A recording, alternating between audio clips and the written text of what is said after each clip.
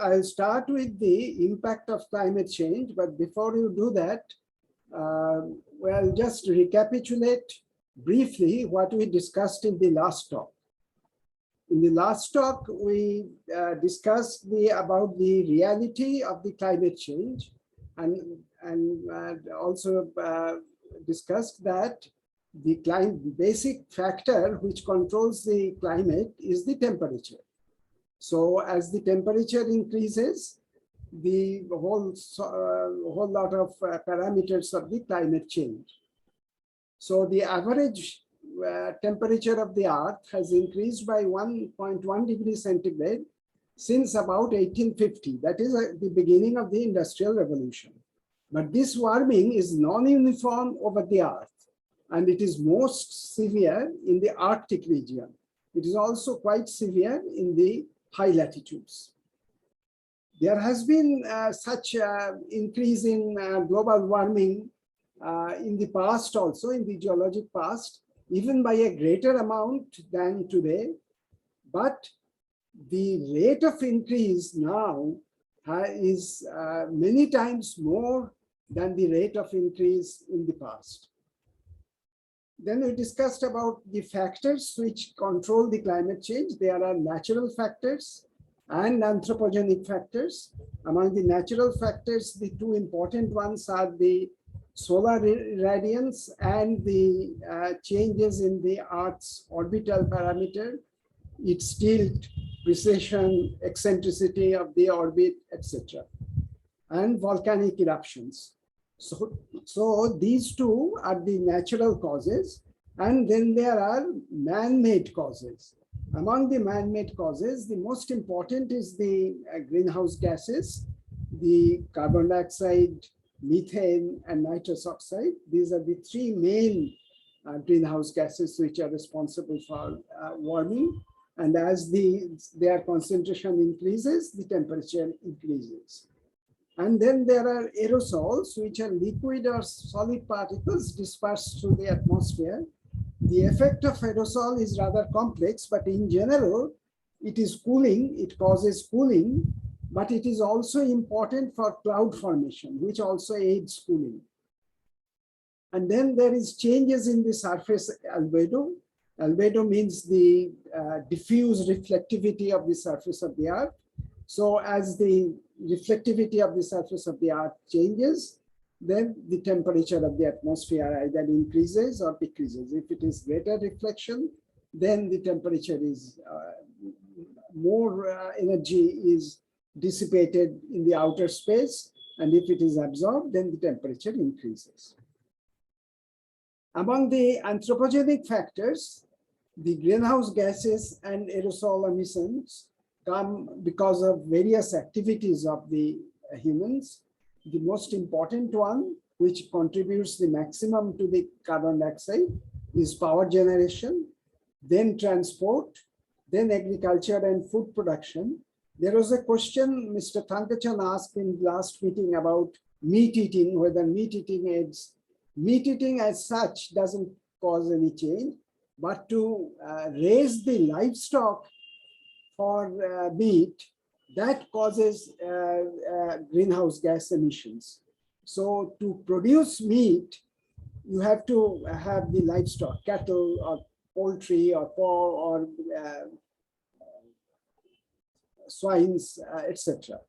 So to raise them, it causes that contributes to greenhouse gas emission. Then there is manufacture and construction that also emits the greenhouse gases. Then other than the emission of the greenhouse gases, the deforestation is important because the vegetation acts as a factor of absorbing the carbon dioxide in the atmosphere and lessening its effect.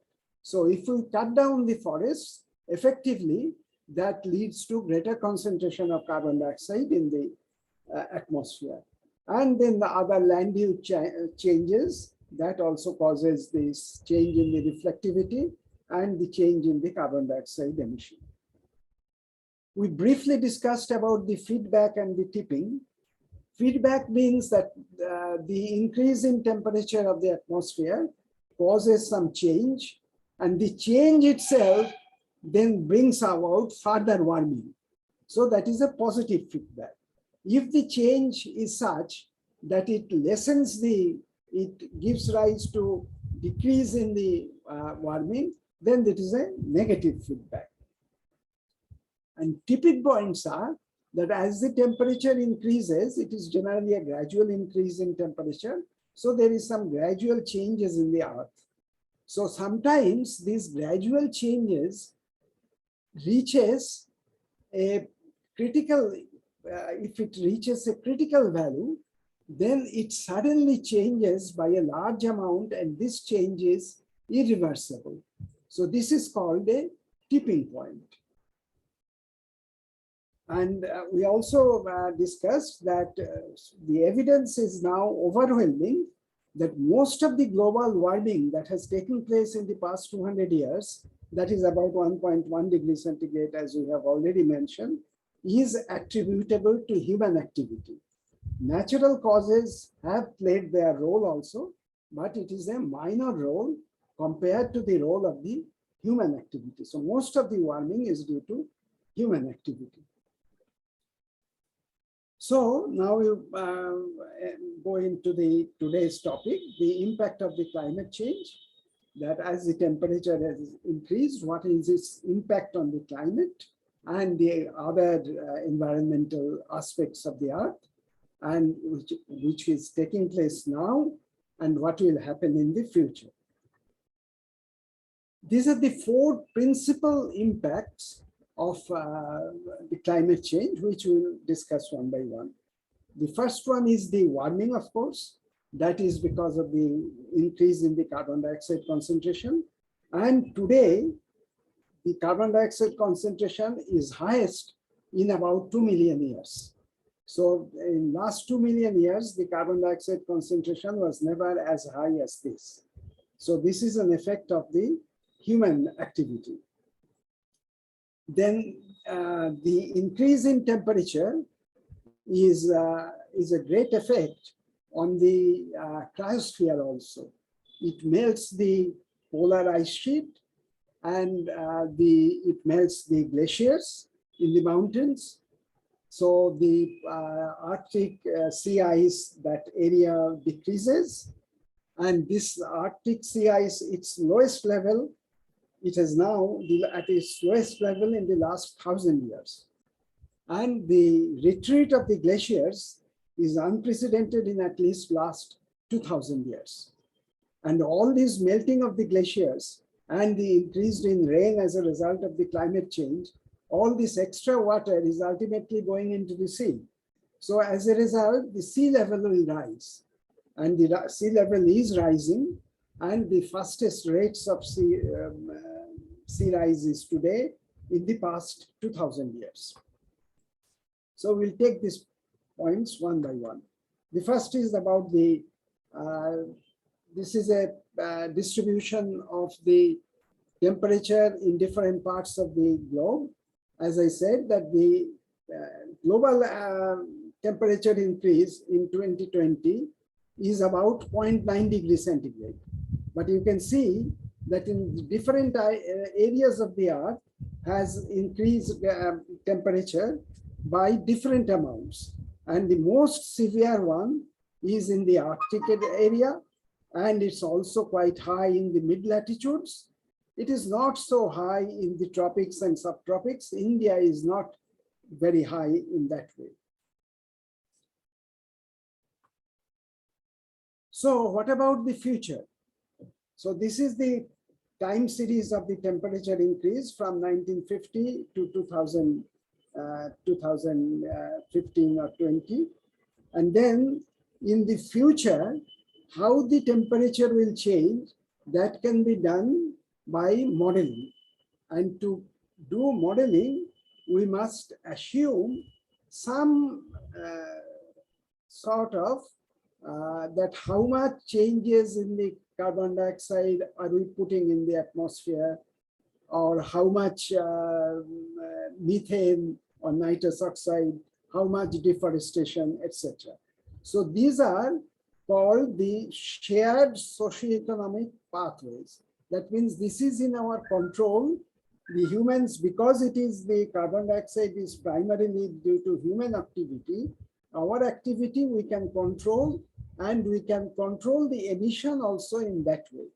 So there are different categories of, this is called a shared socioeconomic pathways. I will come into that, what is meant exactly by shared socioeconomic pathways in more details later. So this shared economic pathways 1.1, 1.9, and 2.6, what these symbols mean, I will explain later. So briefly, these two pathways means there is very low emission. We have controlled the emission of the carbon dioxide to be low. If this is emission is low, then the temperature increase will follow this curve. You can see that if we control our carbon dioxide emission, we can keep the temperature below 2 degree rise in 2100, in the next 100 years. SSP2 4.5 is the middle of the road. That is, we have not completely controlled the emissions, somewhat controlled, somewhat permitting. So in the middle of the road scenario, the temperature increase will be nearly 3 degrees centigrade. And then if we don't do anything, free for all, then the temperature increase may go up to 5 degrees. Now, for us to have a fairly adaptable life on the earth, the temperature has to be kept below 2 degree rise. If the temperature becomes 3 degree, it becomes very uncomfortable, especially in some areas of the earth. It will be much more than 3 degrees. It may be 7, 8 degrees centigrade, which will make those areas uninhabitable. And if it is 5 degree rise, then that is a global catastrophe. It will be very difficult for us to survive with such, with the pre-civilization as we understand today. That sort of existence will be very difficult to maintain at that 5 degree centigrade rise in temperature. So the same exercise has been done for India also separately. In India, up to 2020, we have already done about 1 degree centigrade rise, which is slightly less than the global rise of 1.1. But if we don't do anything, if we let the things remain as they are, the rise in temperature will be about 5 degrees centigrade. And if we business as usual, then some control, then we are heading for a 3.5 degree centigrade rise in 2100. And this is how the impact will be felt in different regions of the earth in future in 2100. So this is these top two diagrams. This is the observed change at 1 degree centigrade global warming, which has already taken place after the Industrial Revolution. And this is the model increase. So this we did to check whether our model reproduces the observations. So you can see that the model, it fits the observed changes fairly well. So that gives a confidence in the model. So with this model, if there is, we assume that will permit 1.5 degree rise in temperature in 2100, then this will be the temperature distribution over the earth. The Arctic regions will be very high temperature rise, which will be about 4 to 5 degrees centigrade, and the rest of it will be less than 2 degrees, between 1.5 to 2 degrees. If we keep it at 2 degrees centigrade, then this is the temperature rise, this is the scale, this is the temperature rise. Then here, the Arctic region, the temperature may rise up to 6 to 7 degrees centigrade. And if it is 4 degrees centigrade, then as I said, it will be really a catastrophe for human civilization. In the Arctic and in the mid latitudes, the temperature rise will be so much that it will be almost unbearable. Then the other important aspect to remember about this temperature increase, that gradually with time the temperature increases. But then the models predict that there is also a possibility that the gradual warming suddenly triggers a shift in the Earth's climate, so that parts of the Earth dramatically heats up or cools down in a span of a few years. So instead of the change taking place over decades or over a 20-year interval, it becomes like a tipping point, so that it dramatically heats up or cools down within a span of a few years. So that is also a possibility of the possible result from the global warming as it is happening. Then what would be the effect on the rainfall? The common sense or the plain physics will tell that when the temperature increases, automatically the evaporation of the sea will also increase, and that will give rise to greater moisture in the atmosphere. So the greater moisture would naturally, one would expect that the moisture will be precipitated as rain. So we expect a greater rainfall as the temperature rises. But it is not such a simple one-to-one phenomenon. The rain is controlled by many things, like the atmospheric circulation, the nucleation of the clouds, etc.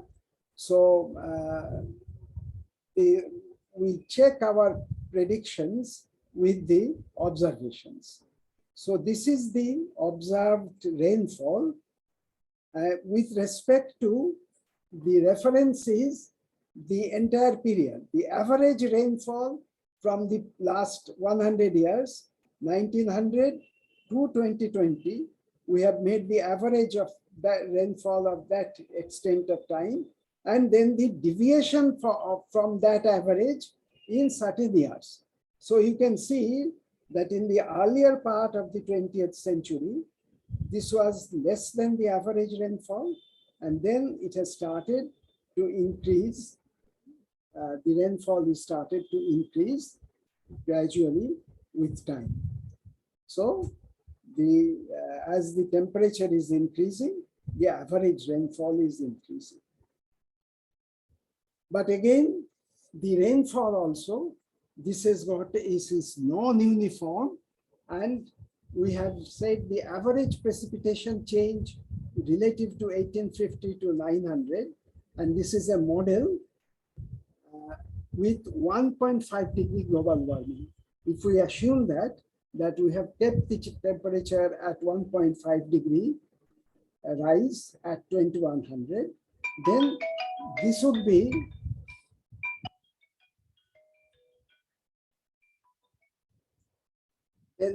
be the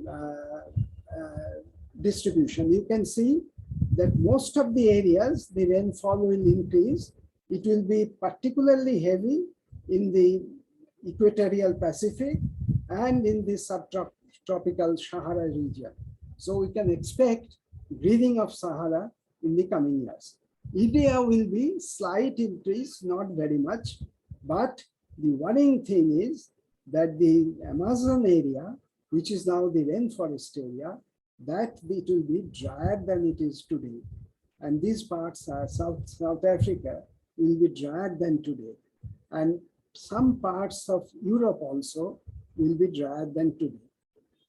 This is for 1.5 degrees centigrade. That means we have controlled the emission very much. If it is up to 2 degrees centigrade global warming, then the same pattern remains, only the differences become more. so that the dry regions become drier and there is more heavy rainfall in the Sahara region and this. And then if it is 4 degrees centigrade, then this part is becomes extremely arid. Amazon becomes extremely arid.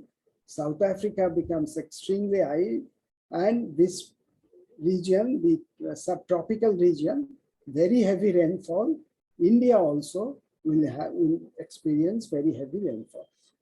But this is the average annual mean precipitation. In India, we are more interested in the seasonal rain in the monsoons. So in the monsoons, some modeling, monsoons is a very complex phenomenon.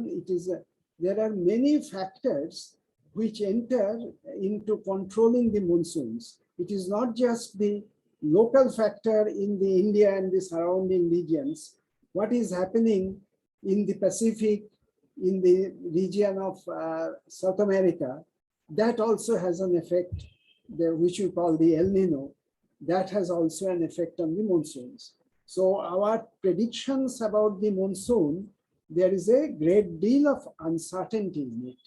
But in general, we can say that for every degree Celsius of warming, would likely increase the monsoon rainfall by about 5%. But again, as I said, that there is an uncertainty in the figure. It may be from anything between 3 to 10. But it is another important aspect is that it is likely, the monsoon is likely to be more erratic as warming increases. So we can expect that in some years there will be heavy monsoons and attendant floods, and some years monsoons will fail, and this is happening even now, but this will be more erratic as the warming increases. And these are all model results. And as I said, that the modeling has been able to explain the observed feature fairly well, so there is some confidence in our models. And we will mention where it is certain, where it is uncertain.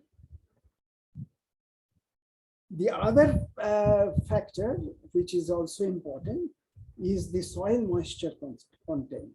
The soil moisture content is important from because that is what controls the aridity of the region, whether the soil is dry or whether the soil is moist, because agriculture is affected by the aridity. So in general, the pattern of the aridity will generally follows the rainfall pattern. Broadly speaking, the rainfall pattern. So we get the sub-Saharan region, this is more arid. Amazon area becomes very arid. India will not face much of aridity. On the contrary, the west coast of India, the soil will be very moist, and the rest of the India, we can expect that the soil moisture will certainly increase. So we don't face any immediate danger from aridity in India in the coming years as a result of the warming. This is for 2 degrees centigrade warming. The pattern remains the same, only the severity increases. And this is for 4 degrees centigrade of warming. So again, the pattern remains the same. The other effect of climate change is that the extreme events, the frequency of the extreme events gradually increases. This we are observing now, and this will happen more in the future as the temperature increases. What do we mean by extreme events? By extreme events means extreme rise in the temperature, extremely hot summers. And these extremely hot summers gives rise to this extreme aridity of the soil. The extreme rise in temperature gives rise to frequent forest fires. Then there will be sudden, very heavy rainfall over a period of a few days, like we experienced in Madras recently, or in Bombay recently, Mumbai. Mumbai recently, extremely heavy rainfall spread over a few days. So that will automatically lead to floods. This happened in Europe also. This is a big photograph of Central Europe, that how areas which never experienced floods like that is flooded. And then the cyclones, particularly in the vicinity of the Bay of Bengal and also in the West Coast, the cyclones will become more intense and more frequent. There are already some data about the change in the frequency of these extreme events. So this is about the extremely high temperature, hot temperature extremes over land. So this happened in the past also. In the past also, in some years, were extremely hot. So if we say 1850 to 1900, say a 10-year event, that once every 10 years, there is an extremely hot summer. So in between 1850 to 1900, there was one such event in 1 year. In one such event during this 1850 to 1900, during these 50 years. If the temperature increases by 1 degree centigrade in 2100, then there will be 2.8 times more events in 10 years. So if it was one extreme event in 10 years, this will be 2.8 extreme events in 10 years. And here, in the past, the temperature increase was, say, about 1 degree, 2 degrees, 3 degrees, like that. Here, the extreme temperature will be 1.2 degrees centigrade hotter than the average temperature, average summer temperature. If it is 1.5 degrees centigrade, this is what is happening now. Already we are facing 2.8 times more hot summers every 10 years. If it is 1.5 degrees centigrade, the frequency will increase 4 times more, 4.1 times more. And the temperature increase of that particular extreme hot summer will be 1.9 degrees centigrade more than the average summer temperature. If it is 2 degrees centigrade, the frequency will be 5.6 times more. There will be 5.6 times, 5.6 events every 10 years. And if it is 4 degrees centigrade, it will be 9.4 degrees centigrade, 4 times more. And the temperature increase in 2 degrees centigrade will be 2.6 degrees than the average, more than the average. And this will be 5.1 degrees centigrade more than the average. So the average temperature in Calcutta, say, if it is about 34, 35 degrees centigrade, we can expect that if it is 4 degrees centigrade more, we will get days which will reach to about 40, 45 degrees centigrade. And then this is, if we have a 50-year events, the figures will change. We'll have more frequent naturally. This is a 10-year, every 10 years, how many events? This is every 50 years, how many events? The bottom line is that the extremely hot temperatures, their frequency will gradually increase as the temperature increases. And there are some quantitative estimation of how much increase in the frequency we expect. Then the heavy rain in 1 day precipitation. So between 1850 to 1900, there was once. Then today, where the temperature is increased from 1 degree from this value, it now it takes place 1.3 degrees more than the frequency between 1850 to 1900. One point I want to emphasize again, that this is a global average, but this is non-uniform over the earth. So some areas will have less than 1.3, and some areas will have nearly two times more. So this is the average only. So there will be 1.3 times more likely to heavy rainfall. And how heavy?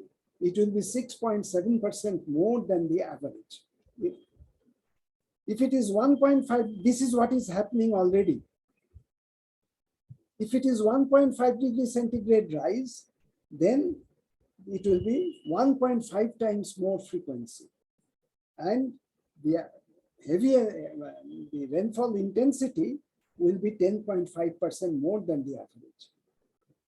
2 degrees centigrade, 1.7 times and 14% more, and 4 degrees centigrade, 2.7 times and 30% more. Then the frequency of the aridity event.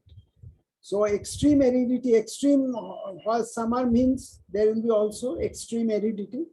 So extreme aridity event, say 1 in 1850 to 900. So at present, we are already having 1.7 times more than the 1850 to 1900 average. And the temperature increase, it is 3.5% more than the standard deviation of the variability.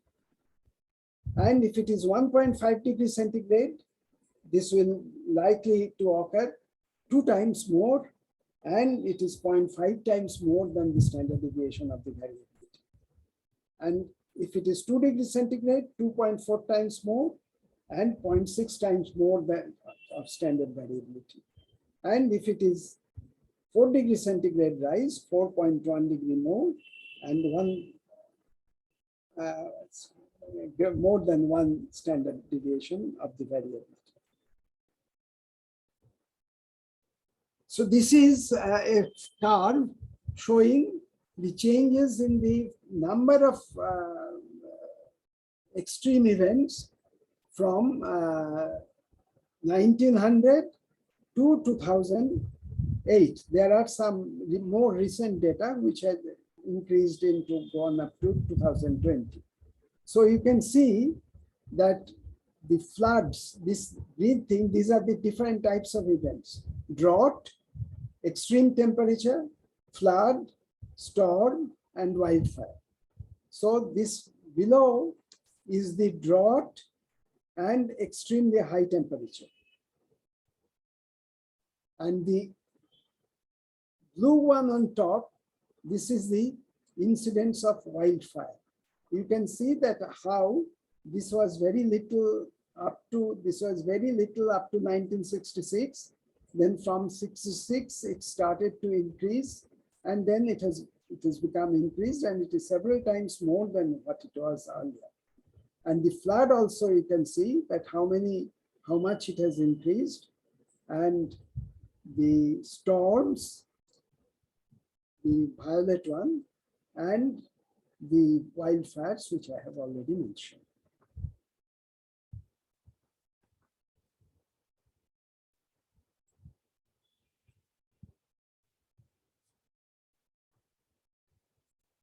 Now, as I mentioned, that the temperature will have a very great effect on the cryosphere, because that's also common sense, that as the temperature increases, it will melt the ice which is stored on the Earth's surface.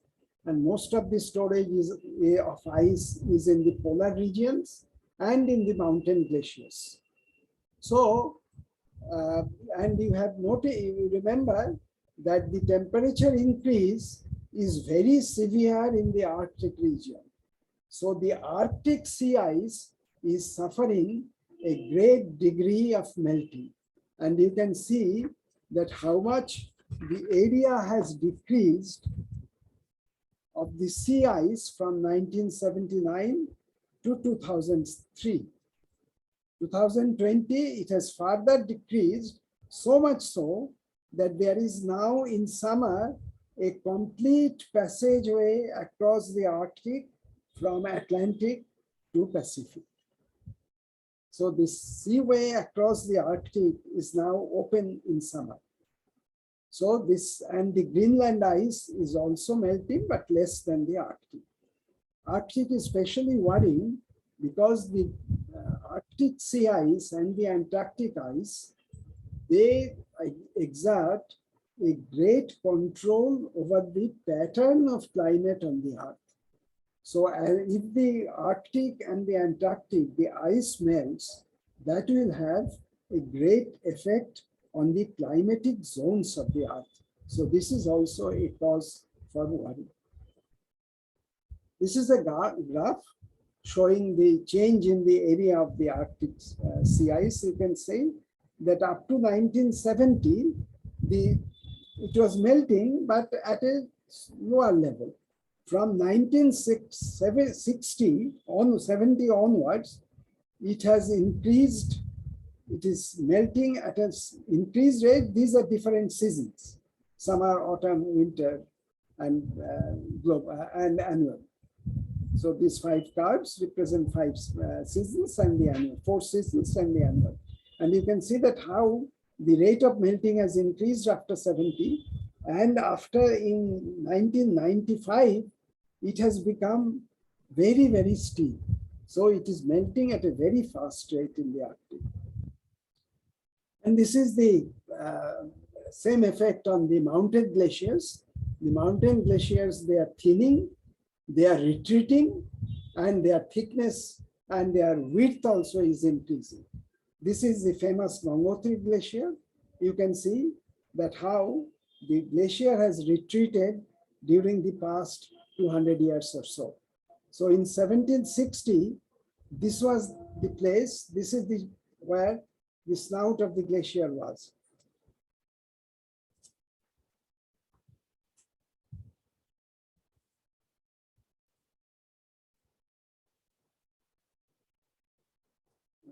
I did that go. I don't know what happened to that slide. I think it got deleted.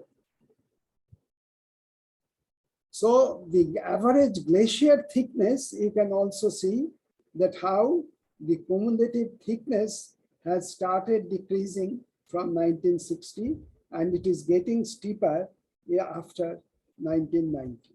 So both the Arctic sea ice and the mountain glaciers, they are melting and they are becoming less and less. Not only the ice, it has an effect on the permafrost also. Permafrost means that this is a permanently frozen ground. These are found in the northern latitudes of the Earth, for example, in Siberia and in parts of Canada, where the ground remains permanently frozen. In the summer, there is a little bit of thawing. In the top layer becomes a little bit soft, but below the top layer, the ground still remains frozen. So this is this top layer where there is a little bit of thawing in the summer, and there is some greening as a result of the thawing and vegetation on it. This top layer is thin, and then below it is the active layer where it is altered in the summer and winter, thawing and freezing. And below the active layer, this is the permafrost that remains permanently frozen. The permafrost is important because the frozen ground contains a lot of biomass. A lot of biomass is frozen along with the soil and the water present in there. So as the temperature increases, the thickness of the active layer increases. That means this boundary between the active layer and the permafrost, this goes gradually down and the permafrost melts. So when the permafrost melts, that has a serious consequence because the permafrost has got stored biomass in it. So as it melts, the bacteria in there becomes active and the carbon dioxide and methane is emitted from the permafrost.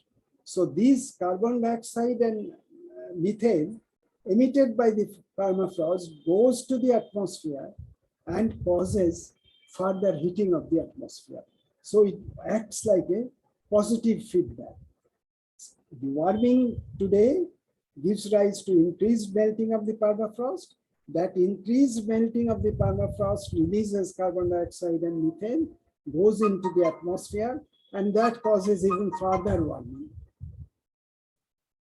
And this, because of this warming, we'll get slides or landslides are getting more frequent in the permafrost region. This is a photograph of the Siberian region, where you can see that this is the topmost vegetated surface of the permafrost, and below it is the ice part, which is partly thawed, and there is a landslip. Now, all this melting of the ice that goes into the sea level, and naturally sea level will tend to rise. So this is the observed rise in the sea level from 1950. There has been a rise before also, but just to restrict our attention to this period, from 1950 to 20, this is the rate of increase of the sea level. At the rate of, sea level is rising at the rate of 3.5 plus minus 0.4 millimeters per year. So in 50 years, it will be about 1 centimeter, 2 centimeters rise. And then what will happen to the future? Modeling says that the future sea level will again depend upon the shared socioeconomic pathways. That means how much control we are exerting on the carbon dioxide emission. For low emission, the sea level rise will be about slightly more than 0.5 centimeter. If it is, 0.5 meters. This scale is in meters. So it will be about 0.5 meters. If it is middle of the road, then it will be about 1 meter. And if it is the no control over the emission, the sea level may rise about as much as 1.5, 1.6 meters.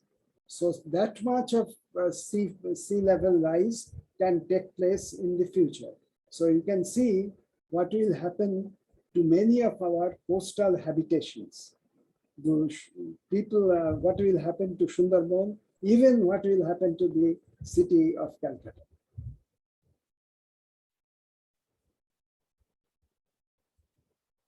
The other impact of the global warming is in the changes in the temperature of the ocean. Obviously, because as the average temperature increases, the temperature on the land and the temperature on the ocean will increase. But because oceans are great heat reservoirs, the temperature increase on the ocean is not as much as the temperature increase on the land. But there is a temperature increase of the ocean. So if the temperature increase is ocean, that means that it will absorb more carbon dioxide from the atmosphere. So it acts as a sink. In that way, it is a beneficial one because it takes away more carbon dioxide from the atmosphere. But in the process, it becomes more acidic because the carbon dioxide that is dissolved in the ocean is converted into carbonic acid by hydrolysis with the water. So the acidification of the ocean will increase. This acidification will have implications on the biosphere. I will come to that later. The other thing is the models also predict that the climate change will cause oxygen depletion in major parts of the ocean. In most of the parts of the oceans, the oxygen, dissolved oxygen, will decrease as the temperature increases. The oxygen will be released by the ocean. So, and the most worrying thing about it is that on the ocean bottom, the methane is frozen with water as in a solid phase, which is known as gas hydrates. This has been discovered in the fairly recent times. This was not known earlier. So the abyssal part of the oceans there is a solid layer of methane hydrate in most parts of the ocean. Now, if the temperature increases, this methane hydrate will be destabilized because this methane is within the lattice of the ice crystals. Methane is absorbed in the lattice of the ice crystals. So if the temperature increases, this methane hydrate gets destabilized and there will be a methane release, and that sometimes can take place in an explosive fashion. So this methane will be released to the atmosphere.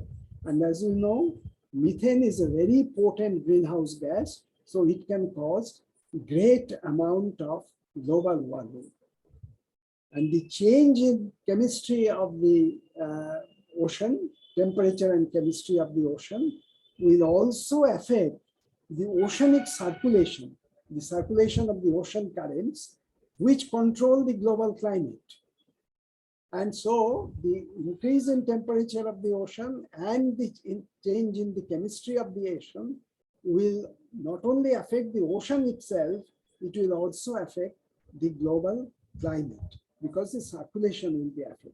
I will just give one example of how it is going to affect the Atlantic circulation. In the Atlantic, we have, we consider only the North Atlantic, the part of the Atlantic above the equator, in the northern latitudes. In the North Atlantic, the main circulation is what we call Atlantic meridional overturning circulation. The basic point about this circulation is that from the equator, the temperature is high and the ocean, the winds carries this higher temperature water towards the northern latitudes. And in the northern latitudes, the temperature is lower. So in the northern latitudes, this hot water gradually gets cooled down. So as the temperature cools down, the density of the water will increase. As the temperature increases, density decreases.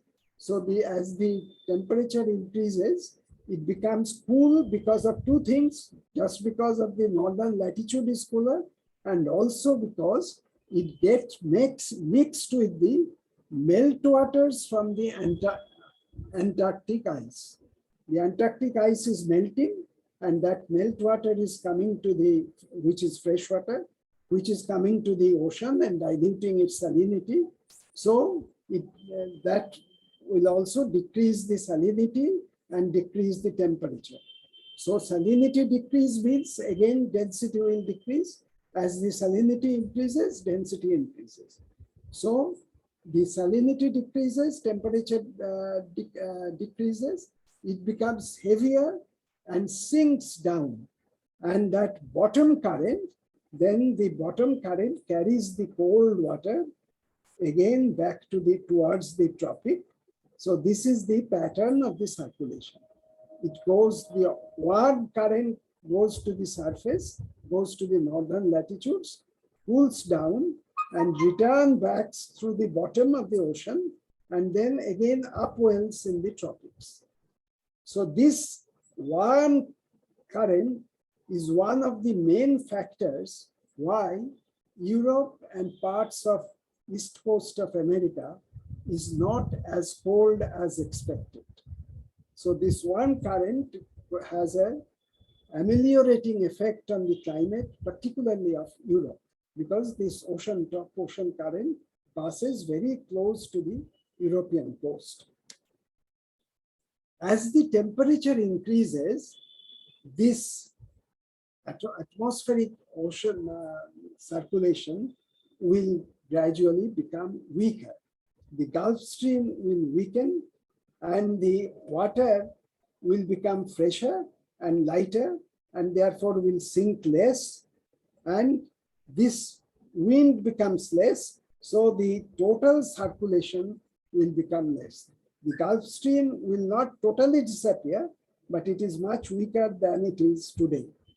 So the circulation of the ocean changes, and as a result of the circulation, the global climatic effect on the European and on the European coast and on the east coast of America, the effect, the ameliorating effect of this Gulf Stream will not be as much as it is today. So it is expected that the winters will be cooler in future. Then it will have some impact on the biological systems also. In the changes, there are changes in the biological systems, which we are already observing now. There is an early timing of the spring events, that some events which used to take place in the spring, now there are earlier spring, that is, those events are taking place earlier. Suppose some events which are taking place towards the end of March or beginning of April. So that those events are now taking place towards the beginning of March. These events like leaf unfolding, bird migration and egg laying, and the poleward range of the plants, because there is a distribution of the vegetation. There is tropical vegetation, then there is this subtropical vegetation. Because as the temperature increases, the range of the southern zone will gradually shift northwards. So what was, say, a subtropical vegetation, in future, those regions will have tropical vegetations. What will have Mediterranean or alpine vegetations, they will tend to be more close to subtropical and tropical vegetation. So this is the, on land, this type of change is expected. And in the oceans, the circulation and will affect not only the climate, but also the marine life. And the spectacular effect is on the corals, because the acidification will begin to dissolve the skeleton, the carbonate skeleton of the corals. So the coral reefs will gradually degenerate. And this is known as the well-known bleaching of corals. And this is already happening in along the Great Barrier Reef of the coast of Australia. There will be loss of biodiversity. It will cause adaptive mutations, because there will be more frequent mutations to adapt to the higher temperature. The health of the human beings will be affected. It will affect the agricultural production, so there will be malnutrition. It will give rise to the vector-borne diseases. Mosquitoes will become more, because the moisture may increase, and then that will give rise to mosquitoes. So diseases will increase, mortality, etc. So the climate change impacts not only the physical aspects of the earth, it also affects the biological aspects. It affects the human civilization as a whole and the well-being of the humans. So this is what IPCC said, the alarm bells are ringing. So I look at some of the observations and forecasts made by the panel on climate change. Firstly, we have already discussed this, so I will not go into the details. The heat waves, about heat waves and humid heat stress, annual and summer monsoon, heat extremes, glacial runoff, relatively sea level rise, and what does it mean for India? The country is expected to see an increase in frequency and severity of hot extremes. Incidents of forest fire may go up because of heat wave conditions. Increase in rainfall will be more severe over the southern parts of India. That you remember the diagram which I showed, which predicted the increased rain. Rains could also increase by 20% in the southwest coast compared to 1850 to 1900 level. Monsoon precipitation is projected to go up in the mid to long term over South Asia. But as I mentioned, the prediction about the monsoon, there is a lot of uncertainty in it. And this can increase the occurrence of glacial lake outbursts like the one which we had in Uttarakhand in that famous Kedarnath dam outburst, floods and landslides over moraine dam lakes, the last time which happened in 2 years back. The snow lines will rise and glacier volumes will decline, and regional mean sea level in South Asia will continue to rise, and we will have to shift our habitations away from the coastline towards more inland. So what can we do about it? Obviously, we have to do something. Main thing is we have to control the carbon dioxide concentration in the atmosphere. Now, our duties, our tasks are broadly categorized by IPCC into two parts. One is adaptation, the other is mitigation. And they have very poetically described what is adaptation.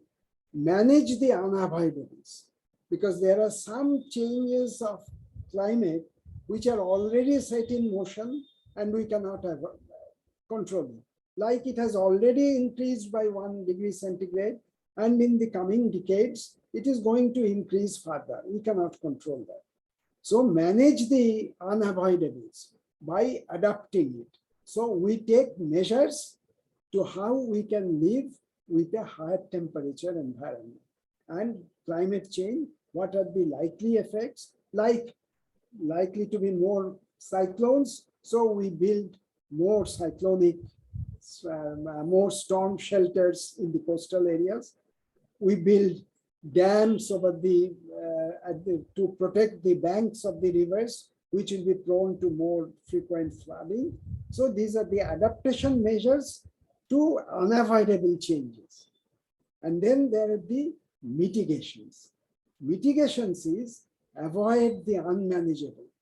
That means if the temperature increases so much that we cannot manage those things by adaptation, then we try to avoid such unmanageable increase in the temperature. This is the mitigation. So we mitigate the emissions. So these are the two aspects of the tasks of humans. So adaptation, that means adapting to life in a changing climate, involves adjusting to actual or expected future climate. The goal is to reduce our vulnerability to the harmful effects of climate change. While here the last sentence is very important. While climate change is a global issue, it's felt on a local scale. So adaptation measures are taken on a local scale. So it is West Bengal which has to set up the more storm shelters in the Sundarban region. This is not a global issue. So the adaptation is felt on to be taken on a local scale. So local communities are therefore at the front line of the adaptation. The mitigations means we reduce the possibilities of climate change, and this primarily it involves reducing the flow of heat-trapping greenhouse gases into the atmosphere. The goal of the mitigation is to avoid significant human interference with the climate system and stabilize the greenhouse gas levels in the time frame, so that we don't allow the greenhouse gas to increase beyond a certain limit. Now, how much is that limit? We have some scientific knowledge on that.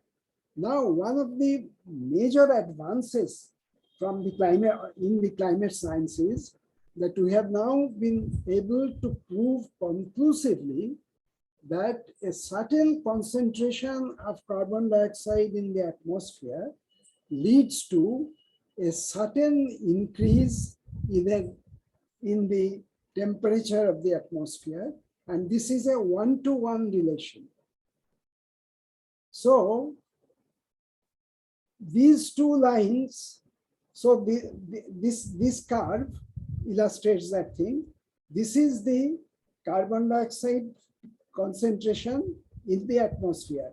This concentration is expressed in ppm. It was earlier, it was of the range of 275 ppm of carbon dioxide in the atmosphere. This was more or less stable and not increasing very much. It started to increase very much suddenly from 1960 in the post-war period, when we had a boom in the industry and a boom in the production. So this 1965 onwards, this carbon dioxide started to increase. Now, our calculations show that if we want to increase our, to restrict our temperature increase to 1.5 degrees centigrade, we have to keep the atmospheric carbon dioxide concentration at about 460 degree ppm per ppm. So this is the curve for temperature increase of 1.5 degree. So now you can see that our present value is very close to that value. We are just a little bit off from that 1.5 value. If we want to restrict the temperature to 2 degrees centigrade rise, then the carbon dioxide concentration would be about 520, 530 ppm. So this is that. So we have some scope of way that we can allow the carbon dioxide emission to rise a little bit to reach this value if we want to restrict the temperature rise to 2 degrees centigrade.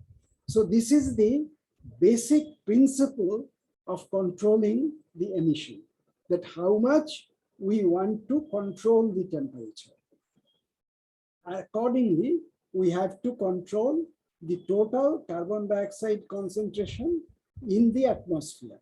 Now, carbon dioxide concentration is dependent on how much carbon dioxide we are emitting every day, every month, every year to the atmosphere through our activities. That accumulates in the atmosphere. Part of it is removed away by the oceans, by the vegetations. So some part of it remains in the atmosphere. So these emissions gradually accumulates in the atmosphere. So what should be, how much emission should we allow to restrict the total carbon dioxide concentration at about, say, 420 ppm. So that is the point. So this we'll discuss this because this is the main thrust of the mitigation effort. So this is, you have to understand the physics of it. Here we have taken an arbitrary case to illustrate the logic and the methodology. So we have taken, say, arbitrary emission of carbon dioxide, and we have taken and say we want to restrict the carbon dioxide emission at 550 ppm at 2100, so that the temperature increase is not more than 2 degrees. So there are two scenarios. One is that we can have the same rate of emission from today.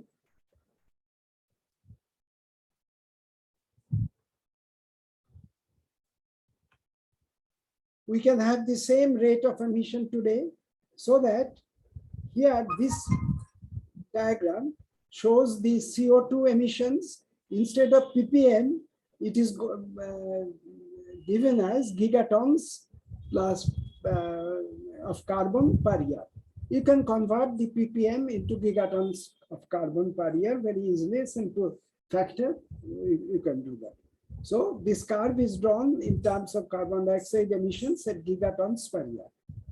And so if we have don't control the emission, if the emission goes on at the present level, then it will go on, the carbon dioxide emission up to 200 degrees centigrade. It will emit at the same rate of about 9 gigatons per year till then. But if we want to restrict our temperature increase at 2100 to 550 ppm, we can calculate it through modeling that this should be the pathway of the carbon dioxide emission. That means from today, the carbon dioxide emissions, we may allow it to increase, reach a peak at certain value, and then we must decrease the carbon dioxide emission in this way, and then reach here and reach at this point. So this is the peak. So we are peaking at this point and then decreasing it. So this is the curve, arbitrary curve for an arbitrary value that we want to keep the 550 ppm at 2100 year. So this is the emissions diagram, and this is the concentration diagram. So with this type of emission, this should be the concentration, because now we are starting with about say 370 gigatons per car year today, 2000. And then if the emission is like this, the concentration of carbon dioxide will go on gradually increasing like that, because the emission, it is continuously emitting. There will be we cannot restrict the temperature increase. But if with this type of carbon dioxide emission, the concentration will be like this. That concentration will gradually increase, and then at about 550, it will stabilize, and then it will remain like that. So this is the type of concentration which we want to achieve. And to achieve that, we must choose our carbon dioxide emission to follow this path. So we must have the appropriate industry, we must have the appropriate removal mechanisms, etc., all the other mitigation measures. So our mitigation measures must be such that the emission takes this pathway. Then only we can have a stabilized 550 degree ppm at 2100, and that will give rise to a stable rise in temperature. And this is the temperature increase which we can expect for these two scenarios. So if it is the constant emission, the temperature will go on increasing without any limit. If it is this type of emission, total concentration limited at 550, the temperature will go on increasing, and then after 2 degrees, it sort of stabilizes, increases very little over a period of about, say, 100 years, 200 years, 300 years, like that. So in a narrow range, we can, in 2100, we can keep the temperature at about 2 degrees centigrade rise. And then it can be, future rise will be very little. So this is the basic physics and modeling of the climate mitigation. This is all the things, all the things together in the same diagram. So this is the carbon dioxide emission curve. This is the temperature stable. This carbon dioxide emission curve, this must take place in less than 100 years. This peaking must be within the next 100 years. So we are talking about peaking in 2050, 2060, 2030, like that. and then carbon dioxide emission must decrease. So the temperature, this carbon dioxide stabilization, this curve takes place over a period of 100 to 300 years, and then it remains constant over millennia. The temperature stabilization, it takes a few centuries to stabilize the temperature. So 2100 is here, and then 1000 years, more or less stabilized temperature. Sea level also will rise. Sea level, I forgot to mention one point, that the sea level rises because of two reasons. One is simply because of the temperature, the volume increases and the sea level will rise. And the other is because of the addition of the meltwater from the glaciers and ice sheets. So the sea level rise, the component of the sea level rise with this type of temperature stabilization will follow this curve. And the sea level rise because of the melting will follow this curve. And the cumulative sea level rise will be addition of this with this. So you can see that how much the sea level will rise. So this is a very prominent effect of the climate change. This idea has given rise to the idea of carbon budgeting. You might have read in the newspapers or in journal magazines about the carbon budget. How much carbon budget do we have? Remember that we have said that if we want to restrict the temperature rise to a certain value, we must restrict the carbon dioxide content of the atmosphere to a certain value. So at present, we have about 2,475 gigaton of carbon dioxide, which we have emitted since 1750 when the Industrial Revolution started. Since then till today, we have added 2,475 gigatons of carbon to the gigatons of carbon dioxide to the atmosphere, causing a temperature rise of 1.1 degrees centigrade.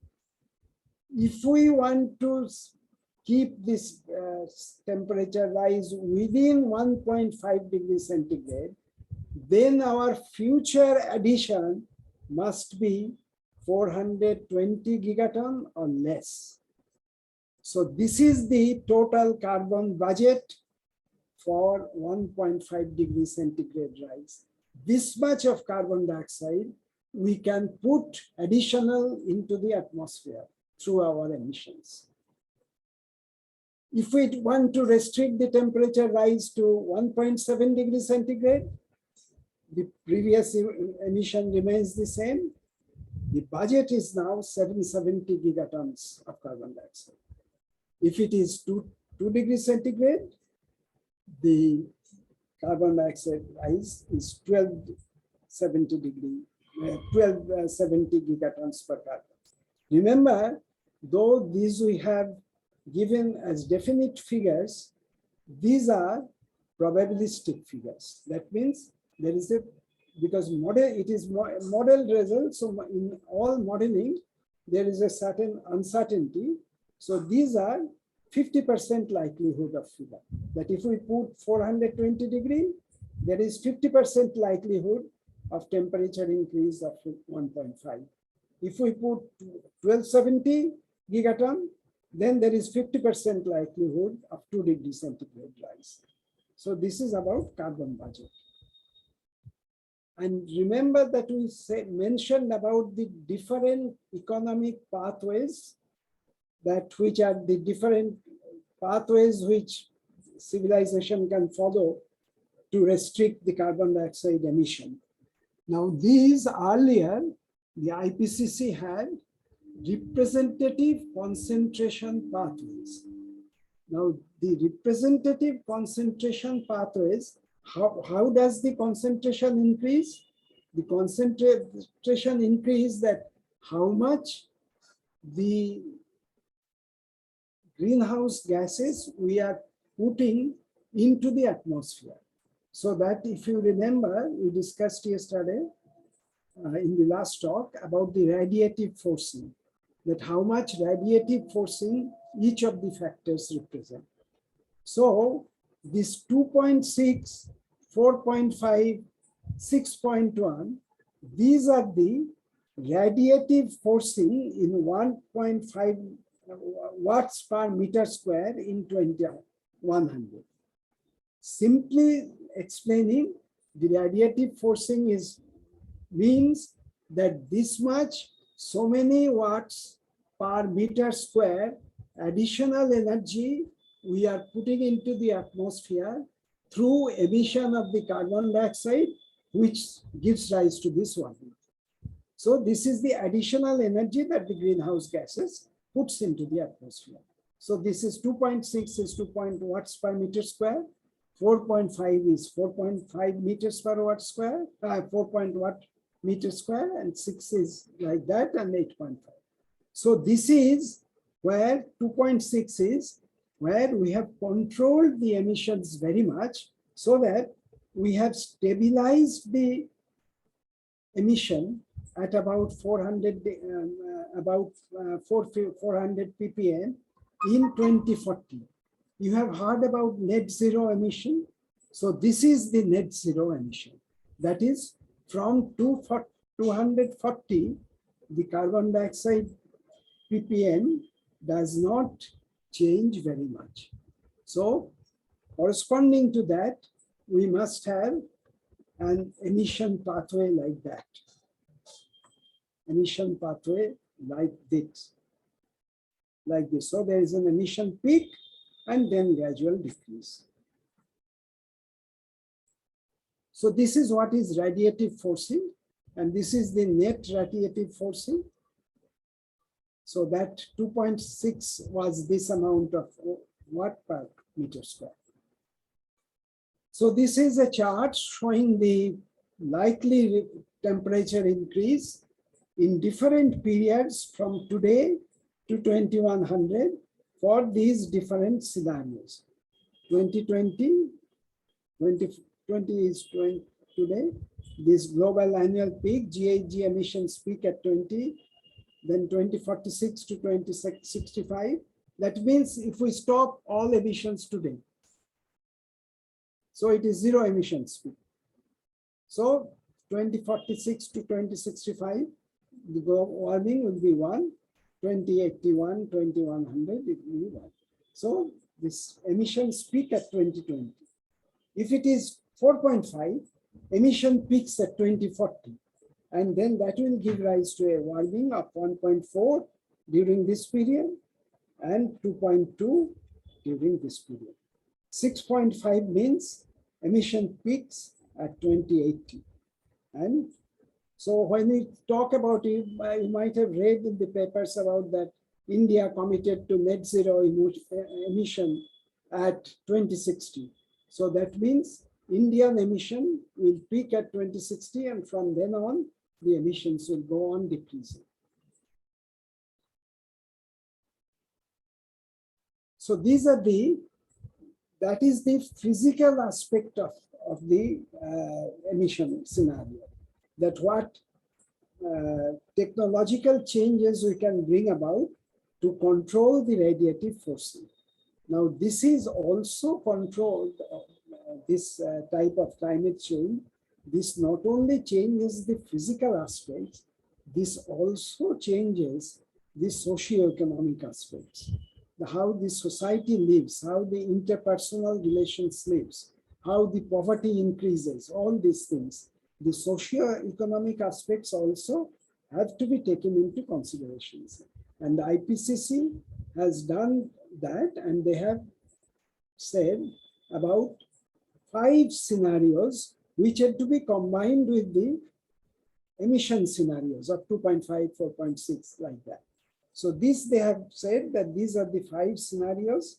SSP1, this is sustainability. I will not go into the details of what are the features, what are the socio-economic features pertaining to this.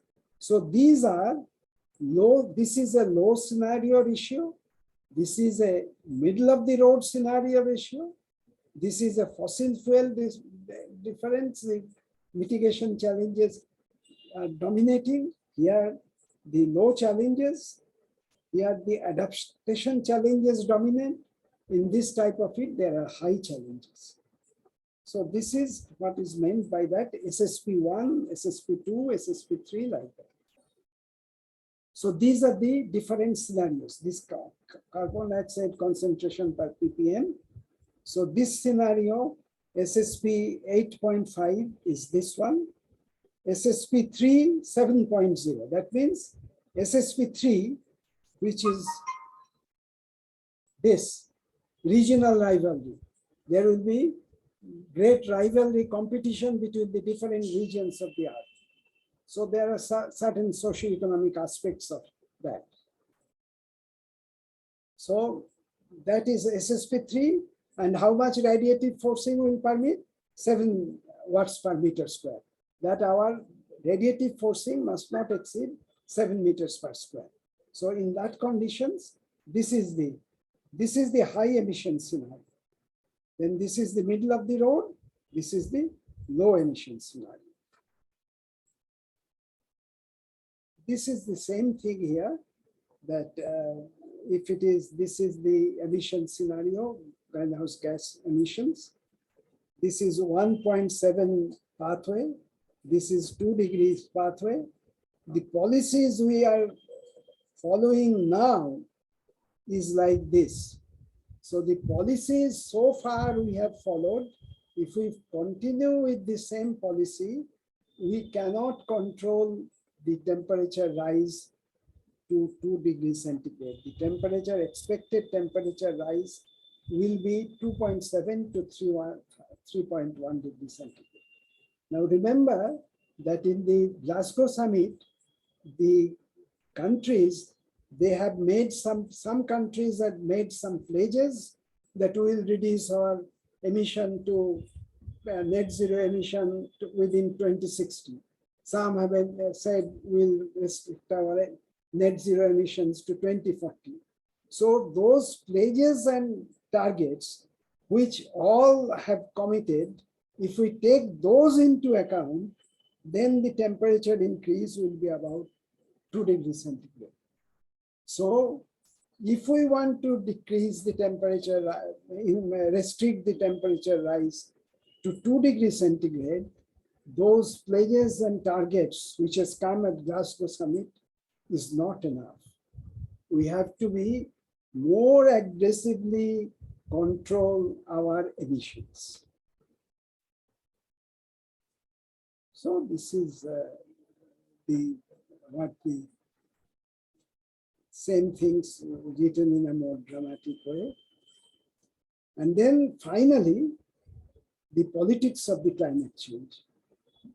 So far, we have considered only the quantitative aspects and the socio-economic aspects, how they are related to the.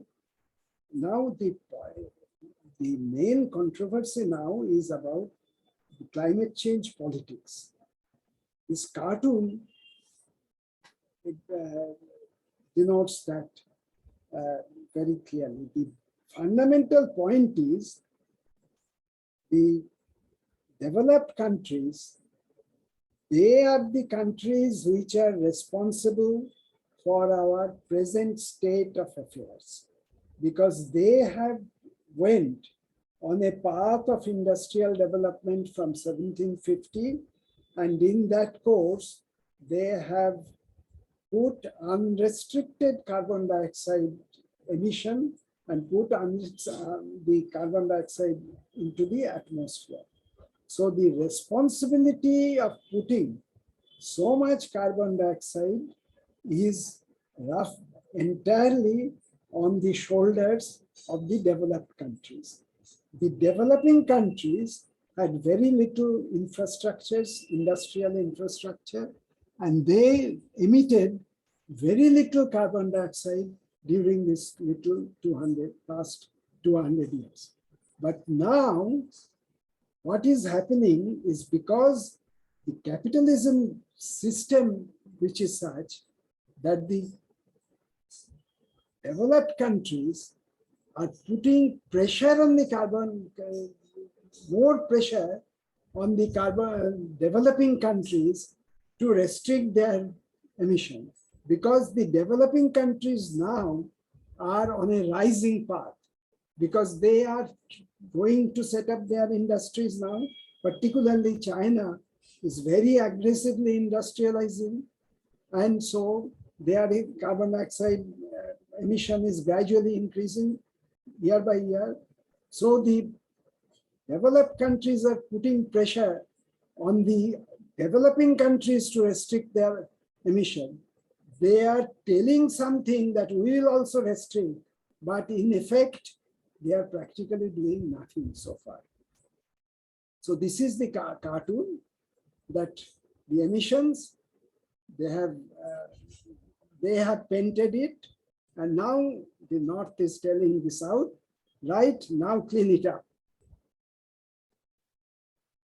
So this is just some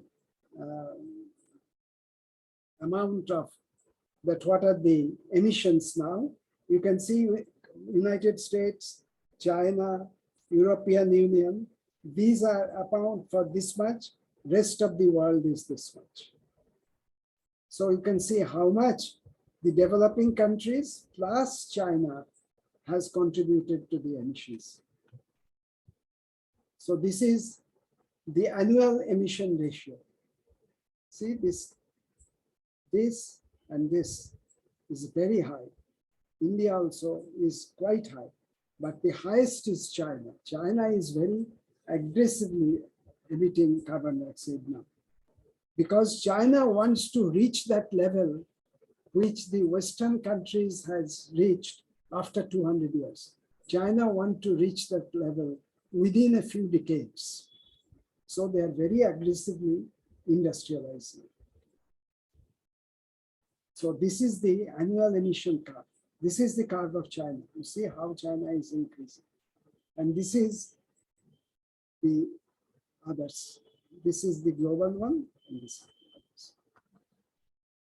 But and if you go into this is the total, the whole country as a whole, how much it is emitting. But if you go into the per capita carbon dioxide emission, the picture is even more dismal. So India has 1.9 per capita ton of carbon dioxide per person, that ton. Whereas United States has 15.52, Canada has 15.69, China has 8.12. It is reaching, it's almost reached 50% of this per capita level. So this is the problem. And this is the net zero assessment. Some countries have achieved this, only one country, small countries, Madagascar and this Guyana here, they have achieved the target. These countries have enacted laws, particularly European countries and Canada, they have put it in the law that so it is binding on them. They will have it pledged in law that how much, what type of emission scenario they will follow. Some countries have put it in policy documents.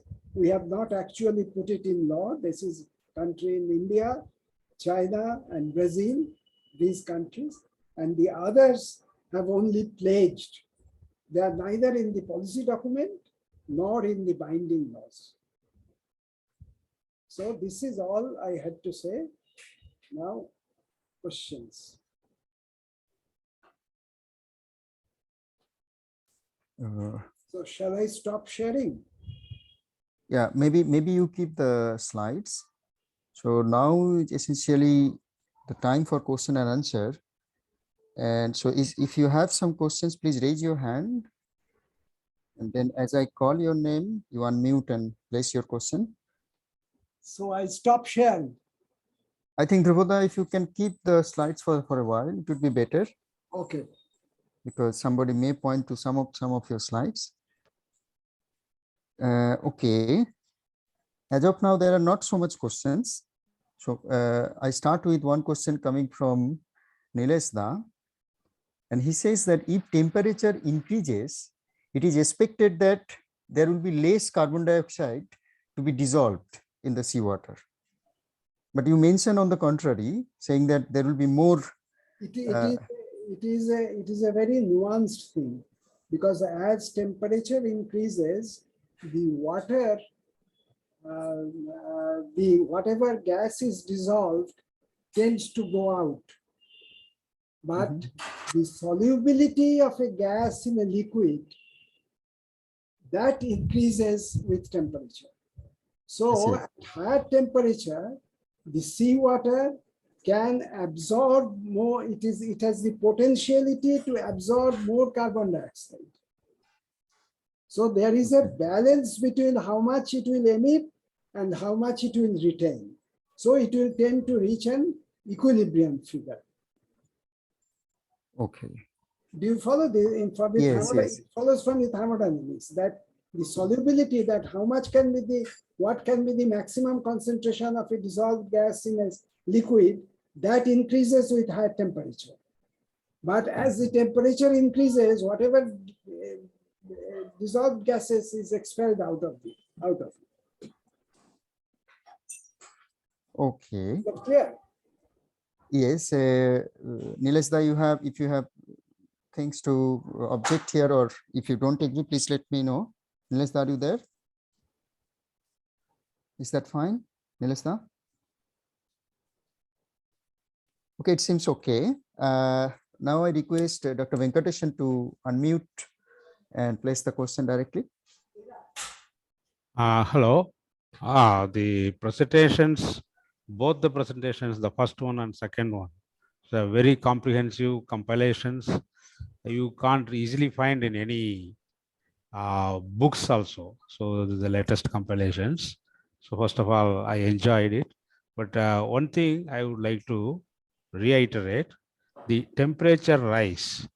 The measurement of temperature is done in the atmospheric air, about 1.2 meters above the Earth's surface. So we may we may have to take care whenever we use the term global warming. No. Okay. So sorry. Venkatesan, Yes. When you say global, it means the global rise in the atmospheric temperature. Yeah. No, I understood. So that is implied. But because most the of the climate people, means yes, it's the atmosphere which controls the climate, not the yes, solid earth. yes. So the climate relates to the atmosphere. Yes, exactly. So global rise, it's the global atmosphere. So, right. So generally we don't mention atmosphere. So I'm only telling because there are many others, and very loosely sometimes use that global warming and things like that. So that is why I just wanted to point out number one. And yeah. And some of the conclusions which are very strongly placed, that the extreme weathers, the research which has been going on is yet to conclusively tell that.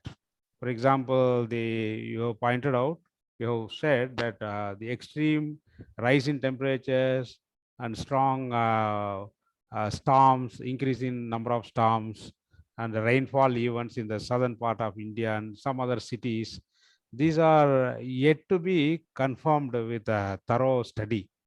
So studies are going on, but they are yet to confirm it.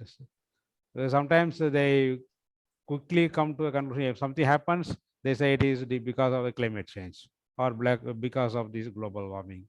So, just I wanted to say that the studies are yet to be. I mean, they are yet to confirm these type of effects of the climate change. Can I respond to Venkatesan? Yeah, please. Venkatesan. Yeah. I said it very briefly of what has been done. The modeling, they have not only predicted the average for the Earth, what the figures which I presented, is the average for the whole Earth, not of a particular region. But IPCC has also given results which predict the not only the number of extreme events in different regions of the Earth, but also the uncertainty of the result. If you want, I can personally forward you to those diagrams where they have subdivided the entire Earth into several zones, several hexagonal areas. Yeah. And in that hexagonal area, what is the likelihood of extreme temperature? That is a precise figure, but again, it is a likelihood. There is always an uncertainty. Yeah. So this, the regional climate modeling is a, thriving area. Any modeling is like that. Yeah. That's right. So, but while the predictions are there for the regional climate, most of the observations corroborating to that, and then coming to a conclusion is not yet done. That is what I want to say. They have said, they have given the uncertainty for in some regions, they can predict with great certainty. And some region, they cannot predict with great certainty. There is a more of uncertainty. One point which is of very interest to us about monsoons, I mentioned specifically. They have given a figure of the monsoon, but at the same time, they have said that this figure is tied up with a great degree of uncertainty. Okay. But they have given an average figure. Yeah. So with all parameters like extreme temperature, frequency of climates, they have figures, average figures of the whole Earth. They have given average the figures for the smaller regions of the Earth, and they have specified the uncertainties associated with their results. Okay. Yeah. Okay. Thank you. Okay, so we have another person raised his hand. Mr. Kaushik PM, can you please unmute and place the question directly? Sir, hello. Yes, please go ahead. Good evening, sir. Thank you very much for an informative session. I'm Kaushik from Saptagiri College of Engineering, Bangalore. I'm actually have a doubt that how the forest cover would decrease the global warming. Forest cover decreases global warming because the vegetation absorbs carbon dioxide from the atmosphere. So if you put certain amount of carbon dioxide extra into the atmosphere, the effect of that can be offset by forestation. Because if you have a new forest plantation, that forest can absorb some of carbon dioxide from the atmosphere. This is one aspect. The other is that the forest cover also has an opposite effect also. It affects the albedo, the reflectivity. So if you cut down the forest, the reflectivity of the surface decreases. Reflectivity of the surface increases. It becomes more light color. Forests are dark, so it absorbs the energy more. And if you cut down the forests, it reflects the energy more. So in both ways, deforestation affects the global warming. But it is very important, the first point, that it absorbs the vegetation, absorbs the carbon dioxide from the atmosphere. So when they say that many countries are saying that they will decrease their carbon dioxide emission, what they are meaning is that not that they will decrease their industrial emission. Many are meaning that they will have greater plantation of forests, which will reduce the carbon dioxide from the atmosphere. Okay, so we go for the next question, and it's coming from Dr. P.N. Thankachan. So, Dr. Thankachan, can you please unmute and Excuse me, sir. I'm Kaushik. I have Okay. a question. Somebody is speaking. Let him ask the question. Okay. I'm Please go Kaushik. ahead. Yes, I'm- Kaushik. Sir, Please go soon ahead. after flood effects, the temperature seems to be more than the earlier. What might be the reason for this, sir? Can you repeat your question, please? During 2018 in Kodagu disaster, after the August, the September temperature was too high. The temperature during Which disaster? so after 2018 Kodagu flood disaster. Hello. I can't hear you very clearly. Can you? So are you able to hear now? Yes, yes. Hello. Yes, yes, I can hear now. Yes, Hello. please. Yes, yes, we can hear you, Mr. Kaushik. Please go ahead. Hello. We We can can hear you. Yes, sir. So during 2018, the Kodagu witnessed the huge flood. Hello. Please go ahead. We can clearly hear you. Yes, sir. Please go ahead. So after the August month where it witnessed heavy rain, the September was very, very hotter. So what might be the reason for this, sir? You see, specific event, I cannot provide the answer for that. That what caused that temperature, whether it is related to the event, one particular event. This is a question of modeling. So offhand, I cannot give you an answer now, but you can look up in the model temperatures which are published in the IPCC in their different reports and see whether they have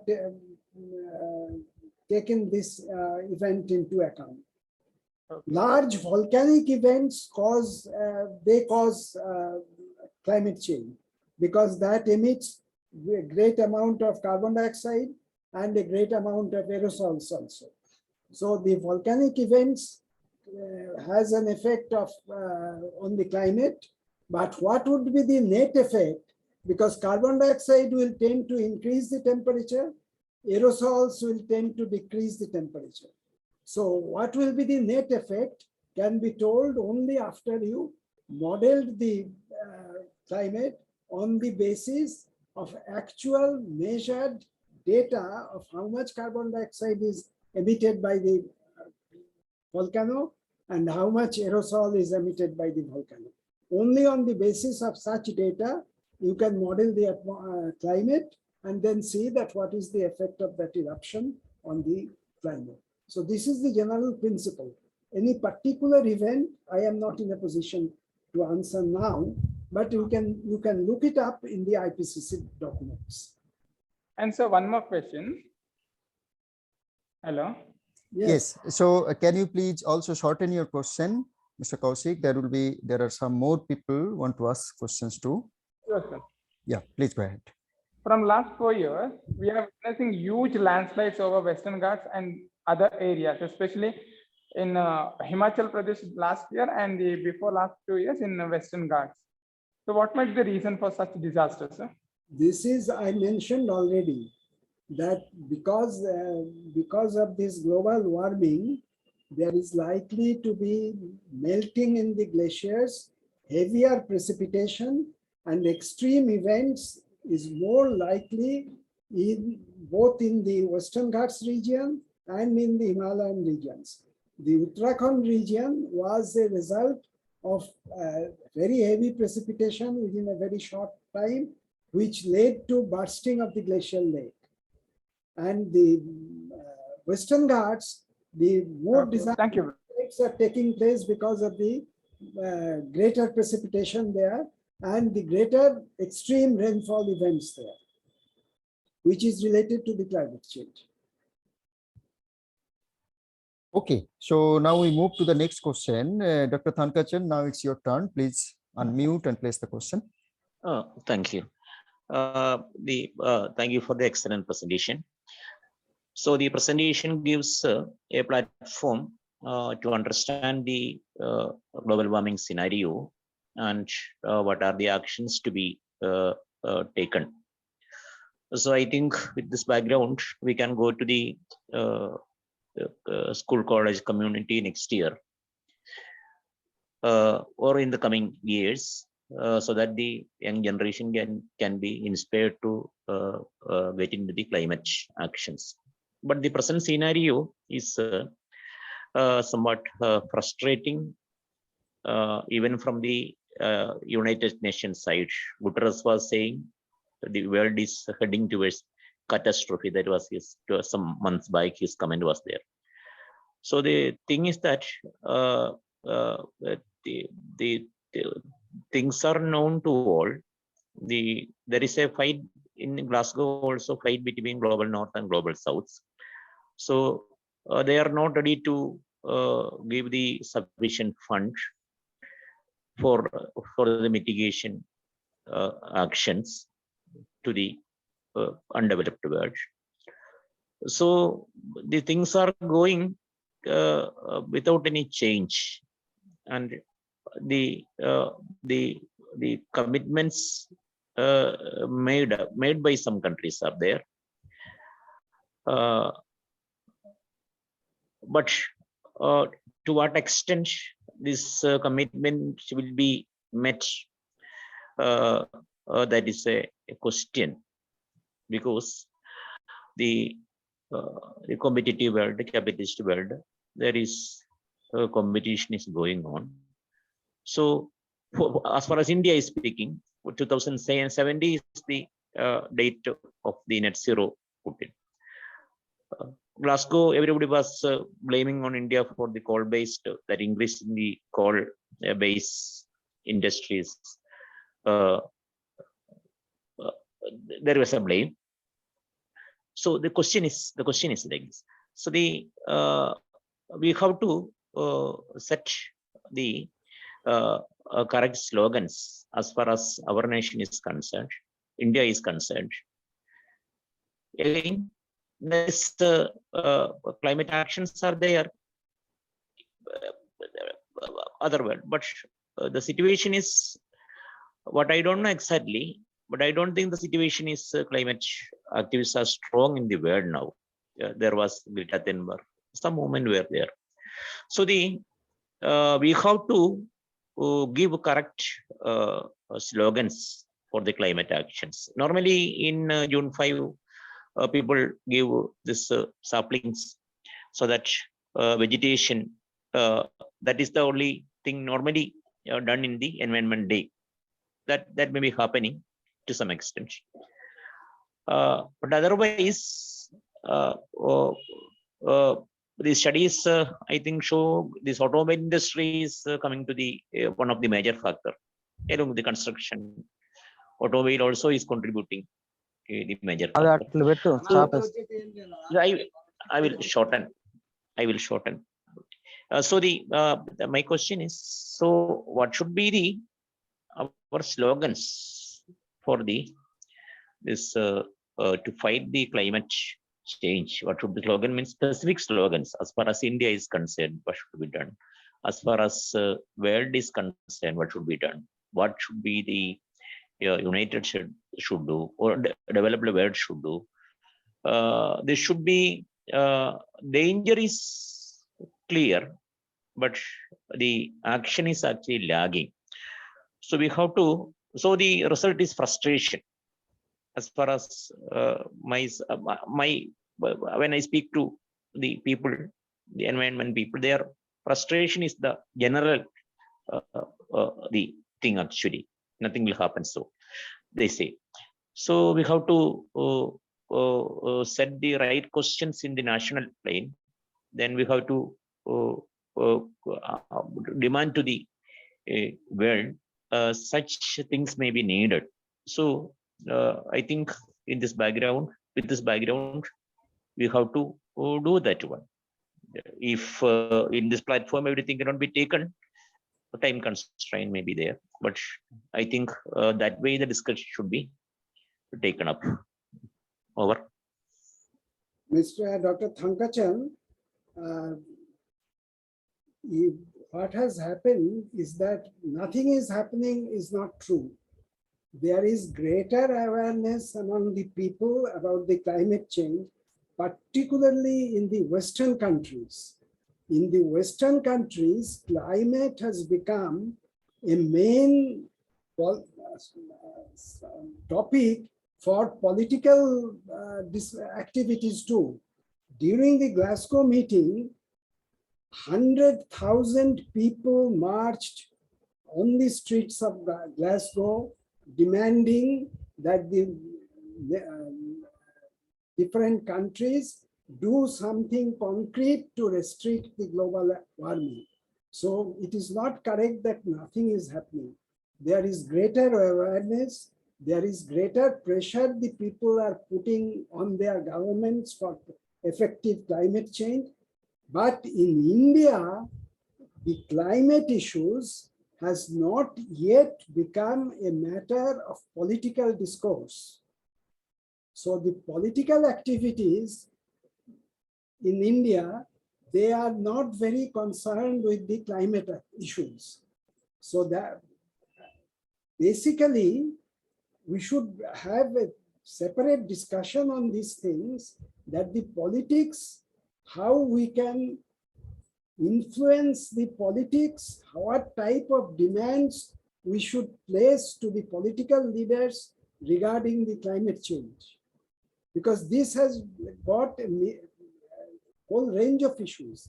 There are mitigation issues, there are adaptation issues, like what type of adaptation measures should be taken in the coastal regions, or what type of measures should be taken in the mountainous regions. And then for mitigation, what concrete steps the government is taking. These are the points which should be a matter of political activities of the people as a whole. It is in India, I agree with you, in India, climate has not yet become a matter of political discourse. It is not so in most of the Western countries. If you read the reports, the climate has become a very active issue in the political discourse. You remember, the March for Science started with this climate issue. When they said that evidence-based science, evidence-based means it was the evidence-based that global warming was being denied by the political establishment, and the scientists made this demand that evidence-based science decisions have to be taken on evidence-based science. So the awareness is there and it is increasing. So that is a very encouraging sign. But in India, it has not yet become, and that one of the tasks of breakthrough would be to make the people aware about the climate issues and make them aware that this pressure should be put on the political powers to do something about mitigating and the climate change effects. Okay, so now I will point to Dr. Shafiqul Alam. You have mentioned several questions on the chat box. Can you please unmute and directly mention the questions that are not yet answered? I have some questions. Actually, this is a very good presentation with latest information, I think, and charts. I have some questions in my mind that I have put some questions, but I will present here only few. Is there any hope that we will be able to address climate change before it is too late? Can we take such steps on a wider scale or global scale that we can halt the climate change? Is there any possibility? And my second question is, can the changing Earth due to global warming be able to sustain growing the projected population of 9 billion in 250 at that time, what will be the situation of climate, and projected population is 9 billion. So can we feed and sustain that 9 billion people? And I have another question that there is, I think I have heard about carbon sequestration. Does the carbon sequestration be able to reduce global warming, and to what extent we have to do the same to reduce the CO2 concentration in atmosphere? And what will be the cost for sequestrating the carbon per ton, like this? Can this be done? These are my few questions. Carbon sequestration, I'll start with your carbon sequestration. This is a subject of active research now. It is possible to reduce the carbon dioxide in the atmosphere through carbon sequestration methods. So various possibilities, research is going on various possibilities. One is to extract the carbon dioxide from the atmosphere and store it inside the earth in the form of compounds in the rock. And the other is to scrub, there are scrubbers to scrub the carbon dioxide from the atmosphere and then convert it into calcium carbonate or some other thing which can be used for.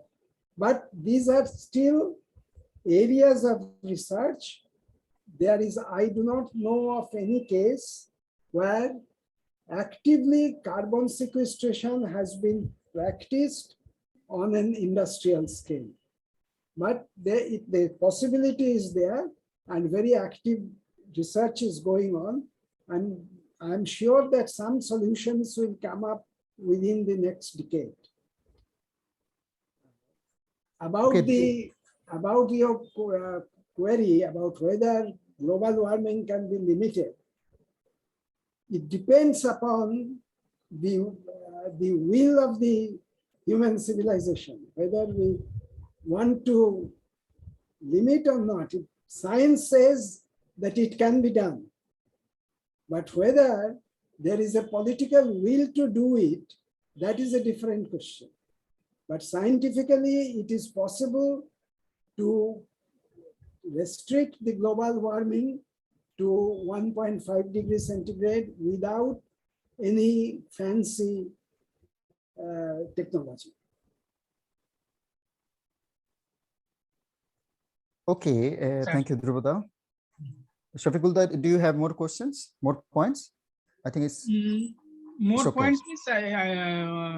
In 250, I think what will be the actual expected condition of climate, and can the Earth be able to sustain 9 billion population? What will be the standard of people's living standard at that time? This is, I think, this is a different topic actually. That is a different subject.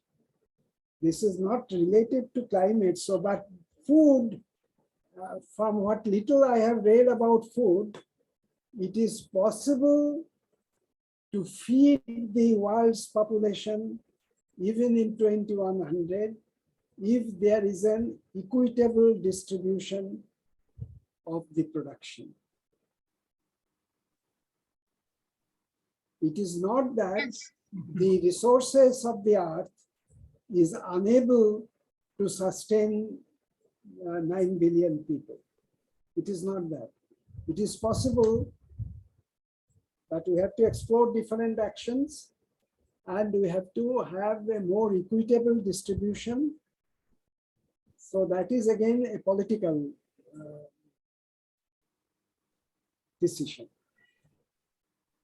Okay, Well, Dhruba. these are not related to the slides. Possibly the slides can be taken off and the sharing can be stopped so that we can see the speaker better. Yeah. So now I go towards next question. Dr. Uma, you raise your hand. Please place your question now. Unmute and place your question, please. Dr. Uma?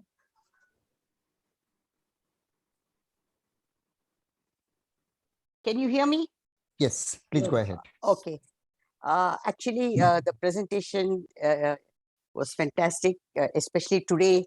It was really, really, not the one which we just read in the books, but really impact and other things. Yeah, thank you.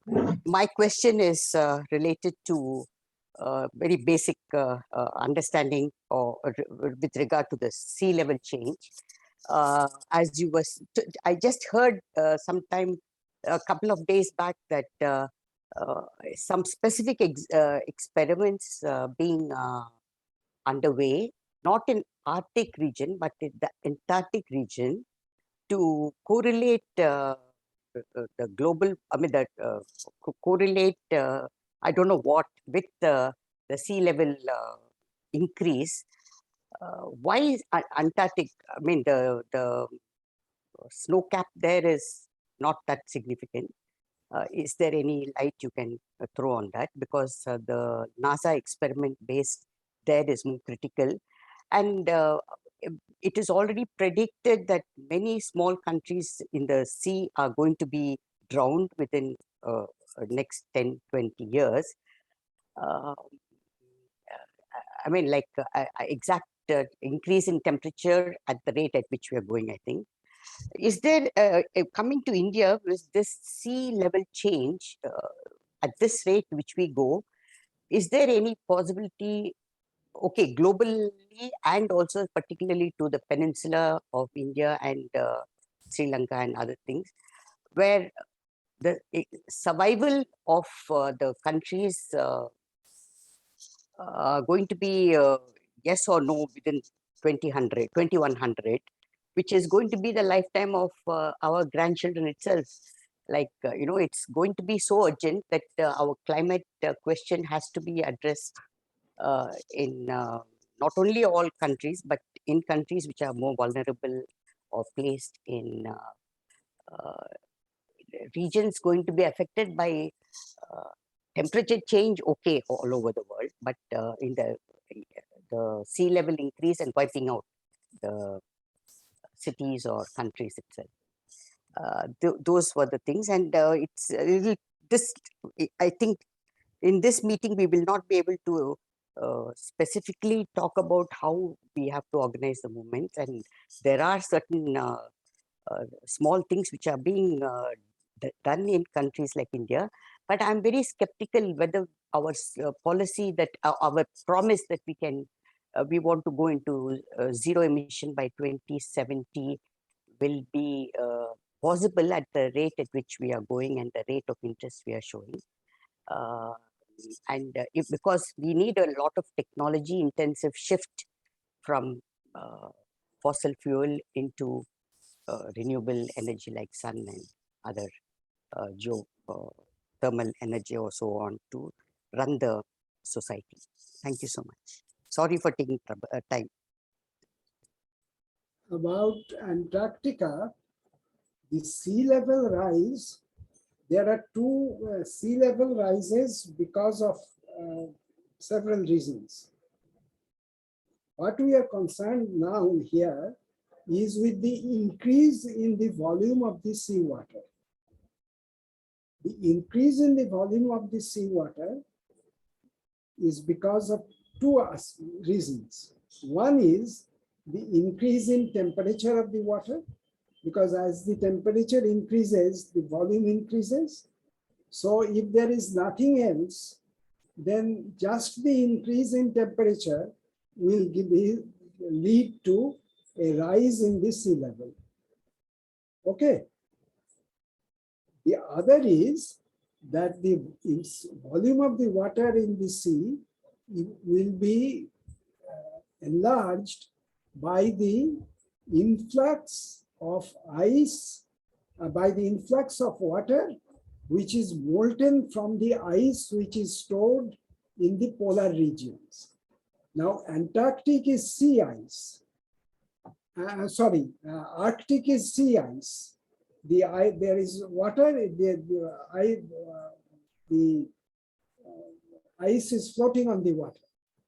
whereas Antarctic is land ice. So sea ice, if it melts, that itself will not lead to great increase in the sea level, because the volume of the water and the volume of the ice will be eventually become the same. But Antarctic, because it's a leg on the land, the melting of ice on Antarctica adds to the mass of the water in the ocean. So it will have a greater role in the rise of the sea level. That's why the primary and the Antarctic ice sheets, they are breaking off and melting at an alarming rate in the recent years. That's why so much interest is focused on the effect of warming on the Antarctic ice, whether there is net increase or net decrease of the ice in Antarctic. And about what was your other question, Uma? Thank you. This clarity was good. The other question was, some more plan or more serious thought should be given to the disappearance of some countries or cities due to this within that 2100, that is to be also addressed, not just the.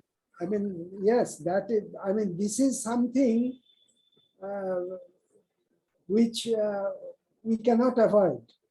I mean, we have to take it that some parts of we lose some parts of our coastal habitations to rising sea level within the course of next 50 years or 100 years. That is a reality. Because we are set on a course of global warming. So we have to have plans to shift our populations from the coastal areas. Oh. Okay, Soumitra, can we have little time to take one or two more questions? Yes, maybe. Okay, I just want to add one point. Nowadays, there are already a term that are there in news. It's called climate refugee. Yes. It is essentially several millions of people every year actually becomes the victim of this climate change, and they become climate refugee. So, okay. So now, since we have time, I will request Dibbo Shankar to come forward and place his question. Dibbo, you already wrote one question on the chat box. Yeah. My question was that from the presentation, I've seen that the power production is like one major source of carbon dioxide emission, and also the burning of fossil fuel. So now there is a increasing, talk that if we shift to battery-driven electric vehicles, so forth, then we can fight this carbon emission problem. So what I'm trying to ask is whether it will solve any problem at all, because you're running the car using electricity, and that it produces a lot more pollution. As far as my knowledge goes, the electricity driven cars will reduce the carbon dioxide emission from the car itself. But to produce the batteries, you need to have some industry which will emit the carbon dioxide. So you should make a calculation of how much carbon dioxide. When the people do modeling, they do these things. That if we have an electric car, if all petrol-driven cars are replaced by electricity-driven cars, then how much carbon dioxide will be emitted to produce those many batteries? that calculation has to be made to find out what is the net carbon dioxide emission if we change over to electricity driven cars.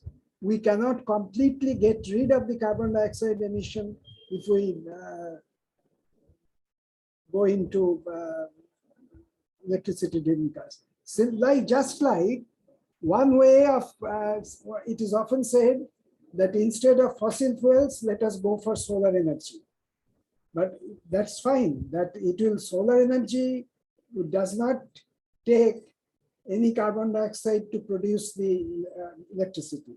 But to produce the electricity, you need to have the photovoltaic cells, and to prepare a photovoltaic cells, you need to have certain chemical compounds, and to produce that chemical compounds, you need to have certain industry, and those industries will emit a certain amount of carbon dioxide. So when you have replaced a power plant from a fossil fuel driven power plant to a solar electricity plant, how much carbon dioxide will be put into the atmosphere in the solar cell, that also has to be calculated separately. It is not that there is no carbon dioxide with solar cells. That it will be there, but much less than a fossil fuel driven power plant. Okay, we have 3 more hands raised, as well as one question is there on the chat box. So let me go one by one. Parimal, can you please unmute and place your question? Dhruva, this is an excellent talk. I have 2 quick questions that is told or discussed globally. As per your last slide, carbon dioxide emission per capita is highest in United Nation, USA, then Canada, and half of it is there in China, and India is very less. But China and India, total population is 30% of the world. Now, if you multiply and do that, that major contribution of carbon dioxide emission is coming from these 2 countries. Yes. And highest contributor is China. Yes. So this is a question always raised, especially for the China has to control fast compared to US and different point. So this is one point is directly related to the population of that country. So here you are rightly told that India is not aware of that. It is 1.9 or something, but 130 crores population. So overall is very, very things is contribution to the world. And second point, but I just want to tell you actually, though we can control all those things to the means for carbon dioxide emission or anything, but all drug discovery company or pharmaceutical company, now they are looking to replace all those methods, the way they make the drugs, all those that bookie and all those things will be gone off. And pharmaceutical, all people on the World Summit, they are not very happy. They are all going for the green chemistry. So I think when we are discussing, yes, right, 1.5% when the temperature rising can be controlled up to through these measures. At the same time, also need to think alternative science should be developed so that we can take care of the 9 billion people through that way. So this is my point, actually. Yes. Yes, Parimal, the issue here is we have to, what does equity demand? That the quality of life of an average Indian must be comparable to the quality of life. This is what the demand is, that the quality of life there cannot be such great disparity in the quality of life between an average Indian and an average US citizen. That is unjust. And the quality of life is controlled not by the carbon dioxide which is emitted by the country as a whole. The quality of life is controlled by how much carbon dioxide is per capita consumption of carbon dioxide. How much of that energy goes into per capita. So that controls the quality of life. So that's why if we see the total amount of carbon dioxide emission, India and China, they are very high because we are very large populations. But that does not mean that the main responsibility of reducing the emission should be with China and India. This is what the tussle is going on between them. And the argument that USA is giving is that unless China reduces its emission, we will not do it. This is a typical exploiter's argument. Yeah, I agree with you, Dhruva. I just want to take a comment on it. Main challenge and main argument is coming on China from all the corner now. Yes. And US is going for the because China is now appearing as a competitor of USA in the economic field. That's why USA also wants to restrict the in China in as many ways as possible. This is just a contradiction between two capitalistic states which are quite advanced. Okay. And about the other things, I fully agree with you that we should also explore all avenues of going green, that as much less carbon dioxide emission as possible. Not just carbon dioxide, greenhouse gas, methane also, nitrous oxide also. Okay, we go for next question coming from Mohit. Mohit, can you please unmute and place your question? Yeah. Yes. So I have one question, only one question. So I think 2 months back, I saw a news in the Northern Sahara, there is natural desertification, in the sense the natural growth of green plant in natural way. And the Danish growth of what? I mean, the forest is growing naturally. And they actually took the satellite image and they saw there is greenery, and this is thousands kilometers long, but intensity is very low.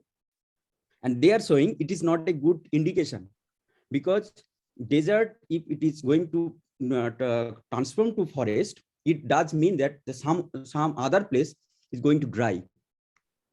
So I'm taking this point. My question is very different. There is two synthetic forestation, in the sense artificial forestation is going on, very big. One is the Great Green Wall. It is in lower part of Sahara. This is called Sohel, and this is started from Western Sahara to eastern part of the Africa, Gulf of Aden, Djibouti probably. Yes. So this very long line, 8,000 kilometers the length, and width will be 15 kilometers. And it actually introduced economically, it is huge advantageous, and their lifestyle in this particular part is now developed. And it was actually desert is coming down from north to south, and they prevent it. And all the country, they organize, make a organization, and they are doing this. Another Great Green Wall. This is the lower part of Gobi Desert in China. China is making this artificial forestation. My question is that to make this artificial step for forestation, it will helpful, or it can be a blunder? Why do you say that? Because the first point I mentioned that if the Sahara become a place of forest, it will be not good for global climate. Why? Why? Because the point you showed that, let's say, green, there will be less carbon dioxide in the atmosphere. The effect on global warming will be better. I didn't get. Actually, what you said, Sahara is one of the regions where the rainfall is likely to increase in the coming days. So your natural growth of forest may be related, is possibly related to that aspect, increased rainfall in certain regions. If I showed you one diagram where it projected rainfall in, changes in different parts of the globe. One of the regions where rainfall is likely to increase, which is a result of modeling, is that Sahara. In the Sahara region, subtropical region, the rainfall is likely to increase. So you can expect Sahara to be green. And Sahara was not always a desert. Sahara was in the geological past. Sahara was green. Okay, thank you. To have the greening of Sahara, I can't say that that would be a bad thing. Why do you think that it will affect other regions? No. So the artificial desertification, what going on in different places, let's say China and this lower part of Sahara. So it will be then helpful. I'm thinking about because naturally it should be desert, but you are forcing, you are trying to convert it. No, naturally desert, it is, you cannot, unless the ecology is such that the forest survives, you cannot create the forest, even if you plant it. If you go on planting a tree in the third desert, the tree will not survive. The tree will survive only if the ecology is such that the tree can survive there. So you select the areas where there is a likelihood of survival of the trees. You cannot go on planting trees in the middle of the desert. So you have to do it in a proper planned way where there is likely whatever plantation you do, the plantation must be able to survive in future.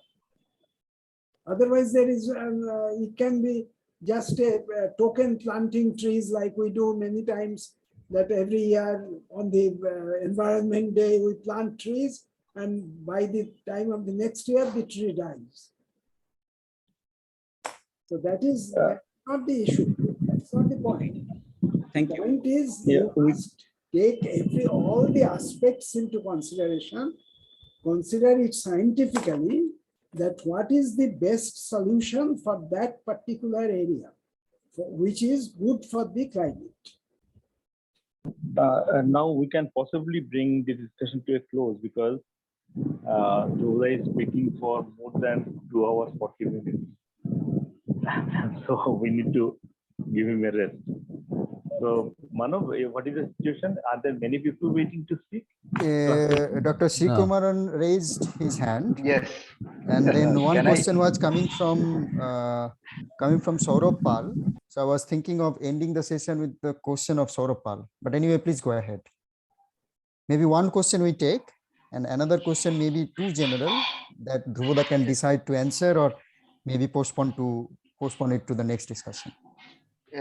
I just wanted to add to the points of solar cells.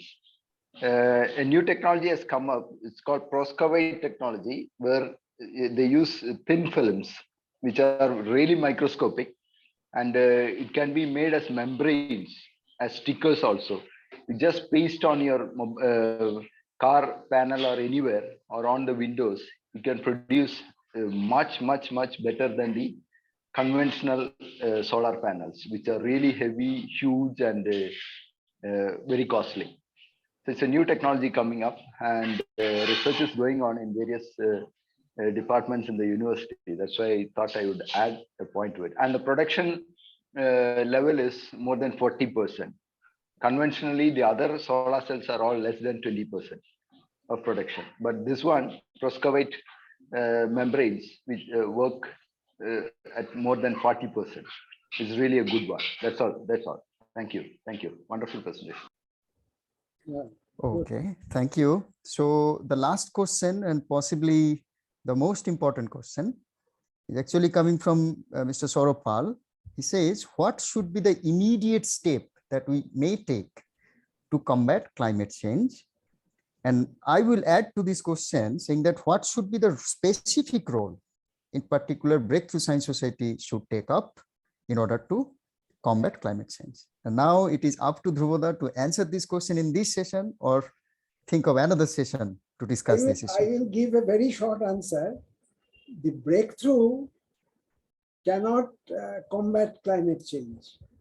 What breakthrough can do is breakthrough can take the message to the people for about the harmful effects of the climate change and organize them so that the powers which rule the country, they take effective measures to combat the climate change.